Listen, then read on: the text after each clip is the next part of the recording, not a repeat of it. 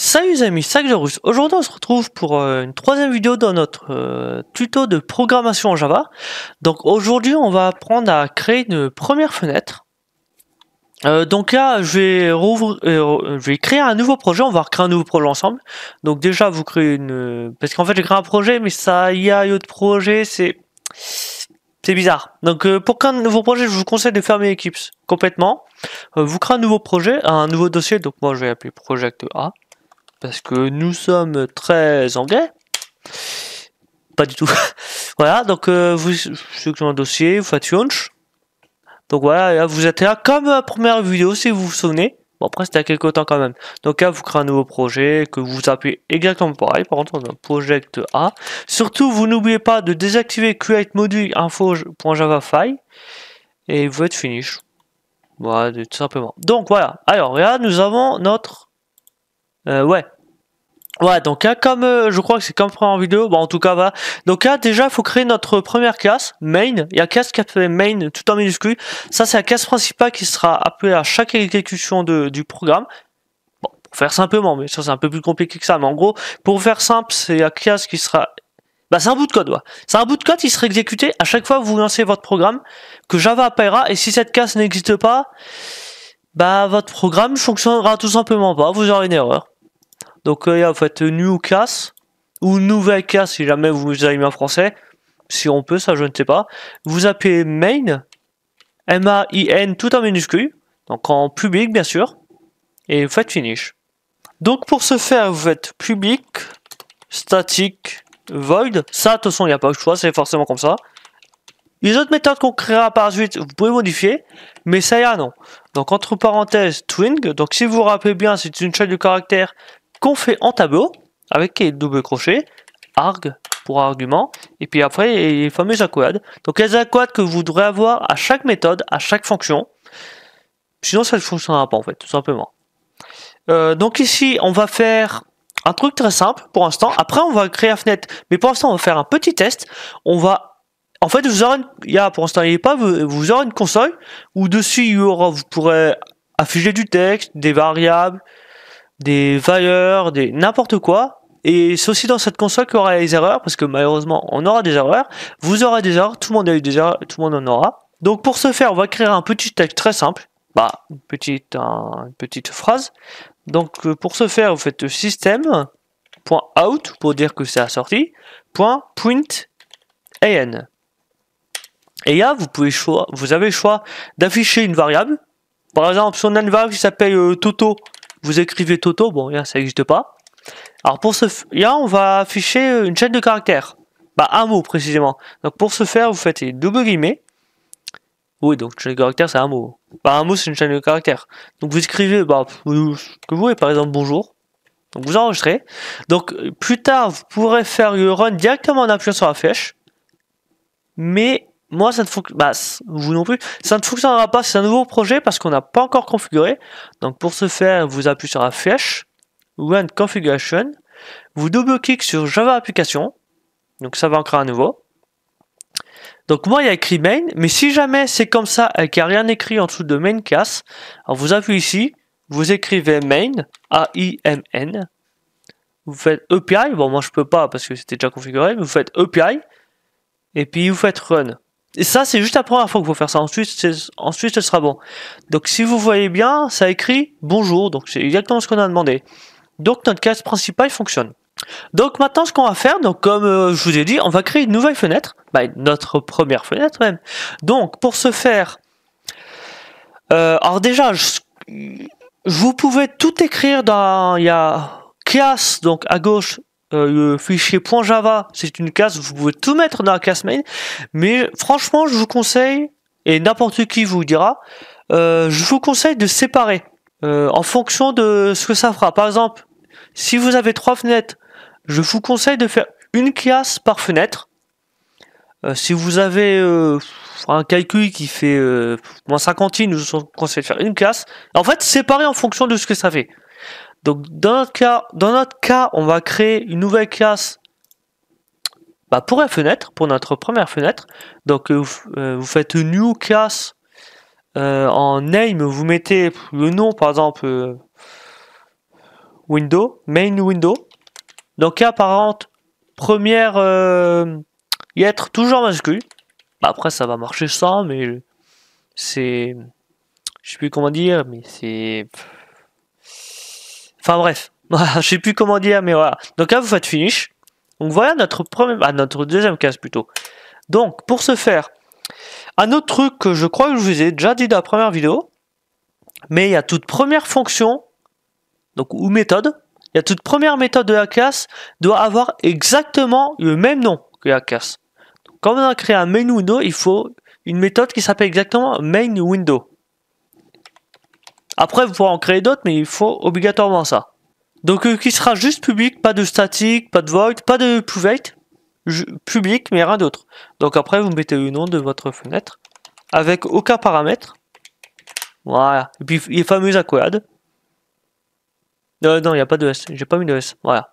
Donc, alors maintenant, il y a plusieurs méthodes pour créer une fenêtre. Mais moi, j'utilise toujours oui, mais moi, j'utilise une méthode qui fonctionne très bien. C'est d'utiliser JFrame et JPanel. Alors, pour ceux qui débutent, la programmation, c'est du chinois pour vous, je suis d'accord. Mais on va faire simple. Donc déjà, je vous conseille de créer les variables dans la classe, ça c'est logique. Mais en dehors des fonctions comme ça, vous pourrez utiliser dans... Parce que, en fait, je vous explique. Imaginez, vous créez une variable ici. Variable certes publique, mais ici, Toto. Bon, ça m'énerve parce qu'elle n'est pas initialisée. Imaginez, vous créez cette variable ici. D'ailleurs, je me pose comme ça. Enfin bref, voilà. Imaginez, vous la créez ici. Vous avez une autre méthode en dessous qui s'appelle data. Ouais, bon, imagination, voilà. Imaginez, vous avez d'autres méthodes qui s'appellent data. Et ben, vous ne pourrez pas utiliser cette variable qui s'appelle Toto parce que, vu que vous l'avez créée dans la méthode, bah, cette variable elle est propre à cette méthode. Vous ne pourrez pas l'utiliser autre part.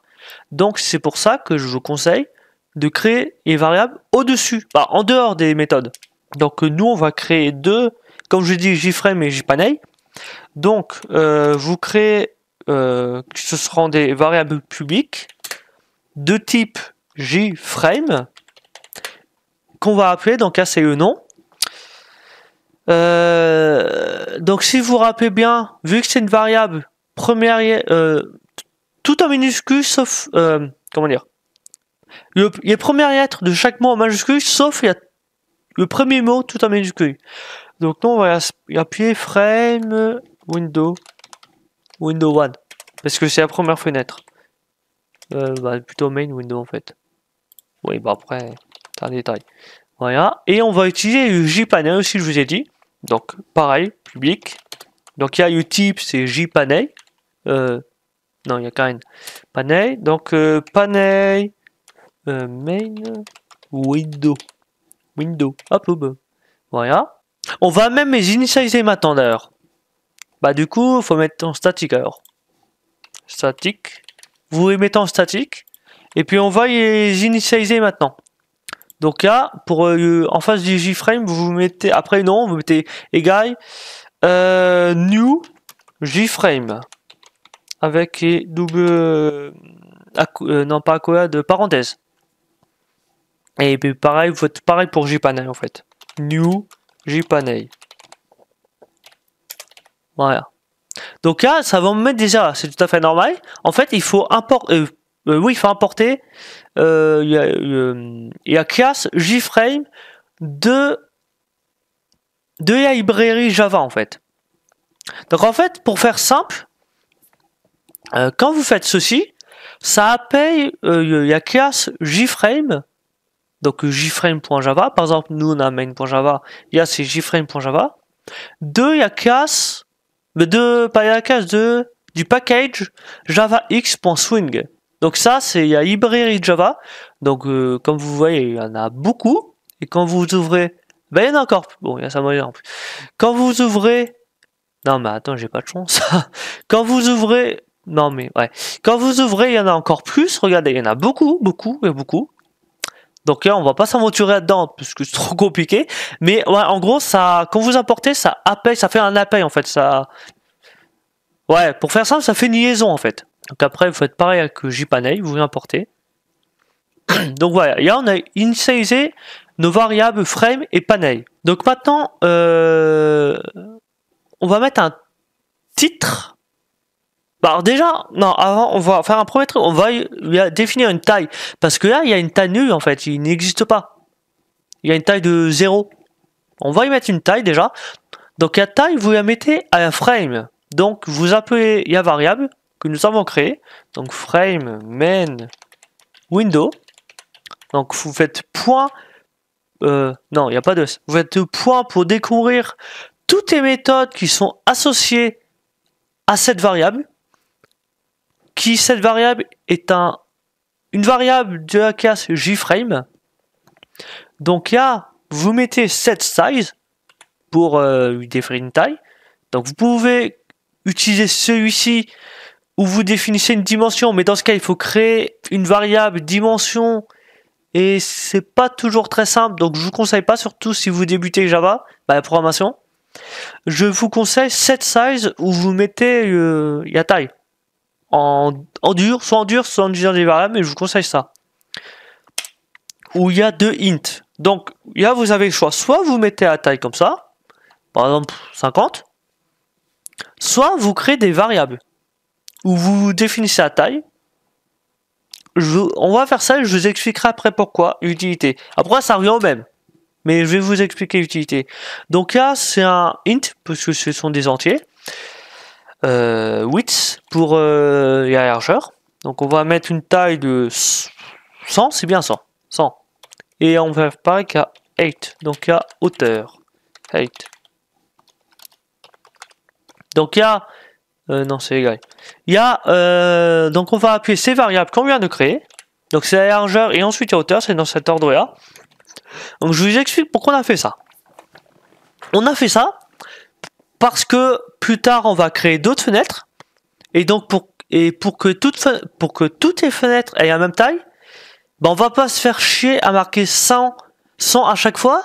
Parce que si jamais on veut modifier la taille, il faudra s'amuser à aller dans chaque classe pour modifier la taille manuellement.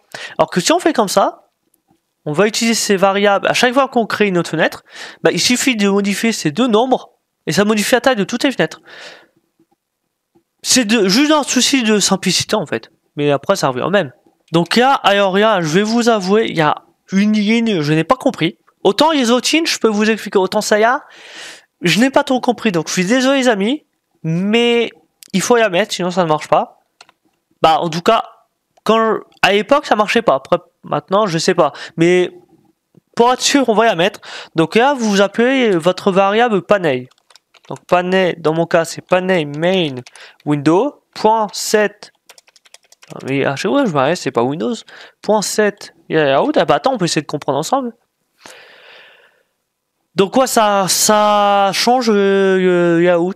Mais sauf que ce que je comprends pas, c'est qu'on doit mettre nul pour que ça marche. Bah bon, et en plus c'est même proposé par défaut. Donc je suis désolé, jamais ça, je peux pas vous expliquer cette ligne autant les autres ouais, mais pas là, je suis perdu avec cette ligne. Donc ce qu'on va faire, on va appliquer ce panel à notre frame. Donc vous rappelez votre variable frame. Donc dans mon cas, frame main window, ne pas mettre de S. Point, vous faites set panel. Oui, cette content panel pour dire que c'est un panel actuel. Et là, c'est panel main window. Voilà. Donc ensuite, il y a un dernier truc parce que si vous lancez comme ça, bah déjà, il faut le mettre autre part. Mais si vous lancez cette fonction comme ça, certes, la fenêtre existera. Je suis d'accord avec vous. On lui a défini une taille. Et tout. Donc, je suis d'accord avec vous, elle existera. Mais elle ne sera pas visible. Donc, il faut la rendre visible. Donc, pour ce faire, vous rappelez une nouvelle fois votre frame. Window. Vous faites .set visible. Pour la rendre visible. Ce qui est mieux quand même. Effectivement, pour la voir. Donc là, cette classe pour l'instant est finie. Donc nous lui avons donné une taille. Ça, je sais pas, je suis désolé. Nous lui avons appliqué un panel. Et nous lui avons dit qu'elle est visible. Mais il y a quelque chose d'autre à faire. Parce que si vous vous souvenez, notre programme, bah, Java appelle notre programme par la fonction main. Mais la fonction main, on fait appel nulle part à notre classe. Ça va juste écrire bonjour, c'est tout ce que ça fera. Donc pour ce faire, déjà vous recréez une variable. Ouais, on peut la mettre. Ouais, on va la mettre publique. On va la mettre publique. Ça sera utile pour plus tard. On verra pas aujourd'hui, vous verrez pas aujourd'hui, mais vous verrez plus tard, ça sera utile. Donc là, vous créez une variable publique qui sera de type notre classe que nous avons créé où nous avons créé notre fenêtre. Donc dans mon cas, c'est main window. Et là, vous mettez le nom de votre variable. Donc dans mon cas, bon, pareil, main window. Toujours avec la première lettre minuscule. Donc vous pouvez initialiser maintenant si vous voulez. Non, pas maintenant. Donc là, vous faites les points virgule. Vous initialisez pas maintenant. Donc là, vous supprimez votre ligne ou vous pouvez mettre un truc, genre si vous voulez faire la chose bien, vous pouvez mettre initialisation de la fenêtre principale. Et genre, ce texte apparaîtra ici. Après, c'est un choix comme un autre. D'ailleurs, tant qu'on est là, je vais vous dire, c'est vite fait. Si jamais dans ce texte, donc qui se affichera dans la console, vous voulez revenir à la ligne, vous faites anti-slash n. Ça, c'est un retour à la ligne en fait. Ouais, après, c'est un petit détail. Donc, il y a ce que vous faites, vous appuyez la variable que vous venez de créer. Donc, dans mon cas, c'est main window, voilà, égale. C'est une nouvelle variable que nous allons initialiser, donc new. Il y a le type de la variable, donc main window, avec les fameuses parenthèses, point virgule. Oui, il y a une erreur parce que oui, il faut la mettre en statique. Du coup, désolé, il faut la mettre en statique la variable. Donc là, ça marche. Donc là, alors pour vous résumer, en fait, Java, dès qu'on va faire lecture ici, donc run, Java appelle la fonction main. Donc ça y est. Donc ça va en premier lieu écrire cette phrase, initialisation de la fenêtre principale de la console, et ensuite ça va appeler cette variable et ça va initialiser. Donc cette variable appelle cette classe où nous avons créé une nouvelle fenêtre, où nous avons défini la taille, notamment, et nous l'avons rendu visible. Donc normalement, vous devrez avoir une fenêtre. Donc vous faites lecture pour que ça marche. Et voilà, vous avez une fenêtre. Ouais, vous voyez bien. Bon, alors 100, moi, c'est peut-être pas grand 100. Du coup, je peux pas déplacer. J'ai volontairement oublié un truc pour vous expliquer pourquoi. Je vais vous expliquer après. Vous faites le stop. Là. Déjà, vous pouvez agrandir. Moi, je vais mettre 350. C'est bien, 350. Alors, j'ai volontairement oublié un truc. Je vais vous expliquer dans quelques secondes pourquoi. Voilà, en fait, quand vous avez notre programme, notre fenêtre, donc là, elle est vide. Mais c'est normal, on n'y a pas mis de contenu, pas de couleur, rien. Mais nous avons notre fenêtre de 350 par 350. Maintenant, là vous voyez, en fait, donc là c'est la console où on a la phrase qu'on a mis, et vous avez un stop. Si vous appuyez dessus, ça ferme le programme. Ça force sa fermeture en fait. Donc là je vais la relancer, vous verrez pourquoi. Il y a grisé parce que le programme, on peut pas éteindre un programme déjà éteint, c'est logique. Donc là, si je relance, le stop il redevient rouge parce que le programme est en cours de fonctionnement. Si vous faites la croix, vous pourrez vous dire que ça ferme le programme, mais non, parce que vous voyez, le stop il est toujours. Et on va aller plus loin. Si vous allez dans le gestionnaire des tâches, vous allez dans les détails, vous voyez Java W, c'est-à-dire que le programme il tourne toujours.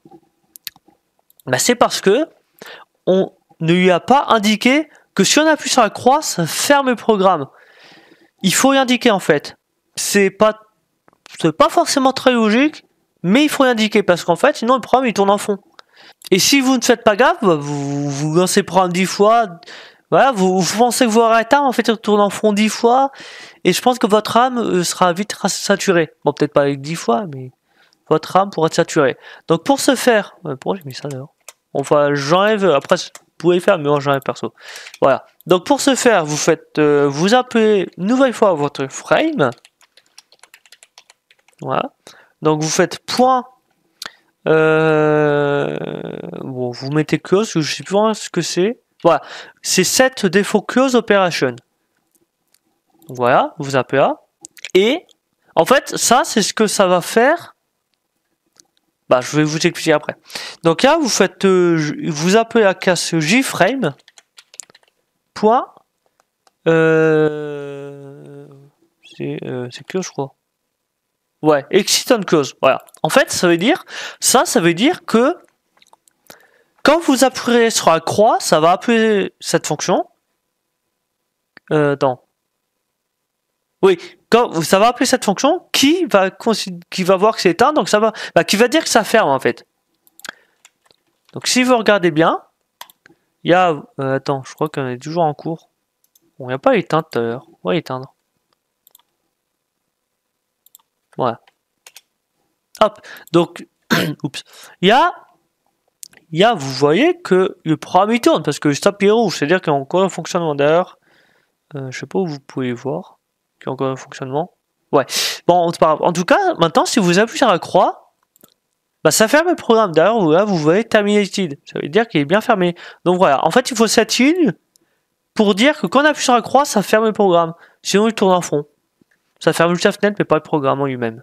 Donc voilà. Donc aujourd'hui, nous avons créé un nouveau projet. Nous avons appris à mettre une phrase de sortie dans la console, à afficher une phrase, ou une chaîne de caractères, des variables, n'importe, le principe c'est le même. Et nous avons surtout créé une fenêtre, où nous lui avons donné notamment une taille, nous l'avons rendu visible, et nous avons fait en sorte que quand on ferme la fenêtre, ça ferme la console. Le programme, je veux dire. Ça éteint le programme. Donc dans le prochain épisode, la prochaine vidéo, on va voir pour personnaliser cette fenêtre.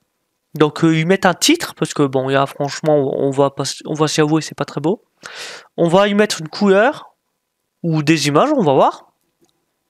On va y faire en sorte qu'on peut pas, il y a resize, il y a redimensionner, voilà, il y a redimensionner, parce que là on peut agrandir, ce qui fait je pense pas très beau. Bah ça dépend du type de fenêtre, remarque.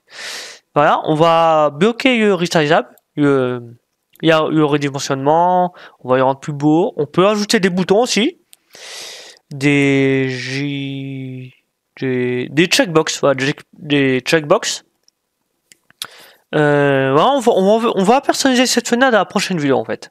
Donc si jamais il y a certaines choses que vous n'avez pas très bien compris ou que j'ai mal expliqué, parce que ça c'est fort possible, parce que je sais que j'explique pas forcément très bien. Donc si jamais il y a un truc que vous n'avez pas compris, franchement n'hésitez pas à me dire dans les commentaires. Il y a aucun mal, au contraire. Donc franchement, si y a un truc que vous n'avez pas compris, n'hésitez pas à le dire dans les commentaires et je réexpliquerai. Je vous remontrerai, ou si vous voulez, je rentrerai plus dans les détails. Donc franchement, n'hésitez pas. Donc en tout cas, j'espère que vous avez aimé. N'hésitez pas qu'à partager. Et on se retrouve pour une prochaine. Salut!